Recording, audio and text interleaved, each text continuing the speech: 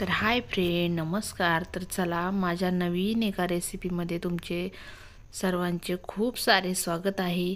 तर चला, बघू शकता तुम्ही, मी बनवलेली आहे आज कढई पनीर भाजी. तर तुम्ही बघू शकता, तर इतकी छान आणि खमंग होती ना. तर ढाबा स्टाईल बनवलेली आहे. तर चला, मी तुम्हाला आज सांगणार आहे की माझं साहित्य काय काय घेतलेलं आहे. साधं आणि एकदम सोपं आहे. तर चला, आपण ना कढई पनीरची तयारी करून घेऊया. सर्वात पहिले मी इथं ना 5 ते 6 असे खाप करून घेतलेले आहे पनीरचे. तर तुम्ही बघू शकतात इथे पनीरची पूर्ण तयारी करून घेतलेली आहे. इथं फोडणीची तयारी आहे. म्हणजे आपल्याला ना हे थोडे मसाले टाकायचे, म्हणजे वाटण्यात नाही टाकायचे, आपल्याला फोडणीला टाकायचे. लसूण घेतलेला आहे खूप सारा, आणि हे ना मी एक टॅमॅटो आणि नाही 2 टॅमॅटो आणि ना 2 कांदे थोडेसे उकडून घेतले 5 मिनटं बारीक गॅसवरती. आणि हे बघा, आता हे कांदे आहेत.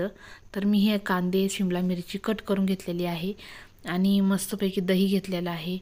आणि आपल्याला ना सर्वात पहिले हे आपल्याला मिश्रण काढून घ्यायचं. लसण आणि थोडेसे काजू टाकायचे यामध्ये. मी काजू पण घेतलेले होते. तर काजू मी 6-7 काजू घेतलेले आहेत. तर हे याचं मिश्रण आपल्याला छानपैकी बनवून घ्यायचं आहे. तुम्ही बघू शकता इतकं छान आपलं मिश्रण तयार झालेलं आहे. तर आपलं हे मिश्रण तयार झालं.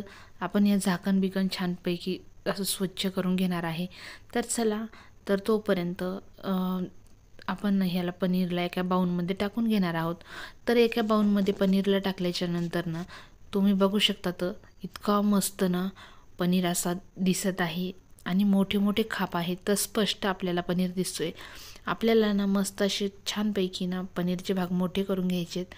तर चला, दही टाकून घेतलेलं आहे मी. आता चवीनुसार मीठ टाकलं, थोडीशी हळद टाकलेली आहे आणि मस्तपैकी आता मसाला टाकलेला आहे. तर हा लाल मिरची पावडर आहे आणि हे बघा, हा ना पनीर मसाला आहे आणि हा आहे आपला सांबार मसाला. तर बघू शकता तुम्ही, हा पनीर मसाला, सांबार मसाला, मिरची पावडर, हळद, मीठ, दही आणि हा आहे धने मसाला. तर धने आणि थोडंसं आपलं खडा मसाल्यासारखं आहे त्यामध्ये सर्व काही. तर चला, तर हा कोथिंबीर टाकून घेतलेली आहे मी थोडीशी, कारण की कोथिंबीर टाकल्यानं ना खूप छान दिसतं पण आणि टेस्ट पण छान येते. तर कस्तुरी मेथीच्या ऐवजी मी ही कोथिंबीर टाकली होती. तर चला, याला छानपैकी मी फेटून घेतलेलं आहे. फेटून घेतल्याच्या नंतर ना इतकं छान, खूप छान त्याचं ना टेस्ट येते आणि खूप छान लागतं पण. तर चला, मी इथं शिमला मिरची घेतलेली होती. तर इथं 2 शिमला मिरची मी कट करून घेतलेली आहे आणि 1 कांदा कट करून घेतलेला आहे. तर कांद्याची ना छोटे छोटे खाप असते ते काढून घेतलेले आहेत मी. आणि हे सर्व काही फोडणीला टाकून घ्यायचं आपल्याला.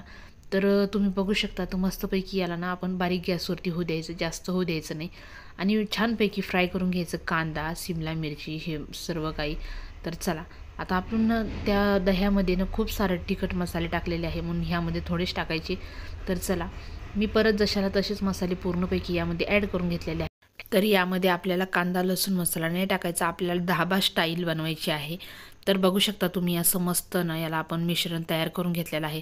आणि जे मिश्रण होतं ना आपलं, लसण, काजू आणि टॅमॅटो, कांदा टाकलेलं, तर ते मिश्रण यामध्ये ॲड करून घेतल्यानंतर मी, तर तुम्ही बघू शकता, तर मस्त हे मिश्रण ना छानपैकी बारीक गॅसवर होऊ द्यायचं.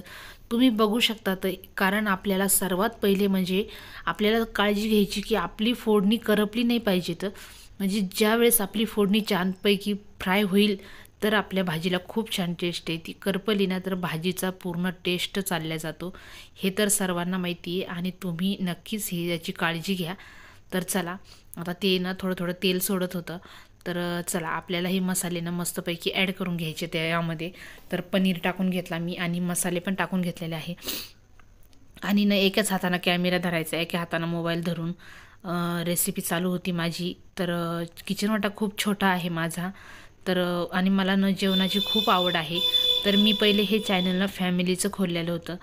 तर फॅमिलीचं चॅनल खोललं होतं. तर मला असं वाटलं की मी फॅमिलीचं पूर्ण लॉंग ब्लॉग न टाकताना आपलं रेसिपीचं टाकावा. कारण मला ना खूप आवडतं रेसिपी करायला आणि जेवायला बनवायला खूप आवडतं.